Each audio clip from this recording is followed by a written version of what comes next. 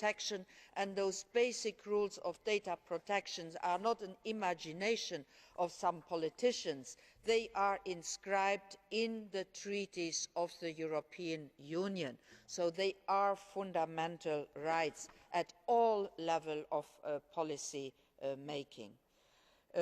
We need to engage in a public debate on civil liberties to ensure that data collection should be targeted, limited, proportionate, that national security justification should be invoked sparingly, that judicial oversight is key, and that data protection rules should transcend nationality and geography. Madam President, we are not far away from sharing the same objectives, and I believe that we can work together to make digital self-determination a reality in our policy making, in our daily lives and in our relationship with our global partners. That is the way to promote our digital Europe. It is also the way to promote the rights of our citizens, and those are a must, an obligation, and that is what all politicians from whatever party, by the way, should strive for. Thank you very much, Vice President Reding. Και τώρα εξ ονόματος του Συμβουλίου, ο Προεδρεύων Υπουργός, ο κ. Δημήτρης Kourkoulas. Mr. Kourkoulas. Mrs.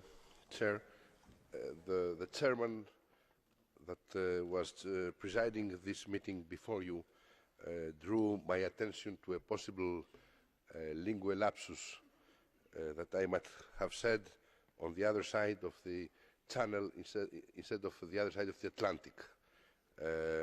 I checked my written notes, and I have written that we are listening with interest the democratic debate that is going on the other side of the Atlantic. Now, perhaps the record will show that I did a lapsus. I apologize. In any case, I think nobody should try to make any political or psychoanalytical misinterpretation of such a lapsus. I'm fully aware of the political consequences of being on the other side of the Atlantic or being on the other side of the Channel. Now, on the debate, the very interesting debate, it was said that the Council is silent, is indifferent.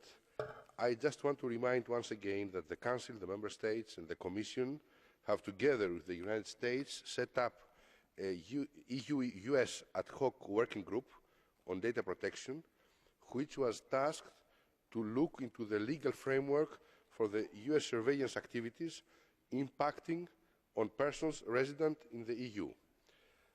The EU chairs of this ad hoc working group have issued the report on the 27th of November 2013.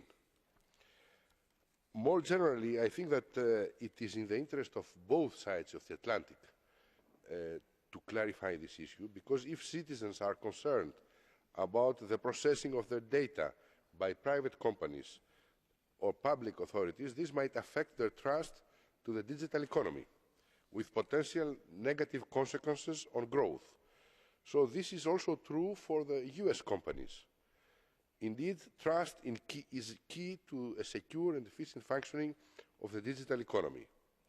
This reinforces the point I made earlier, namely that the only way to address this important issue raised by the debate today is by engaging in a constructive and rigorous dialogue with the United States.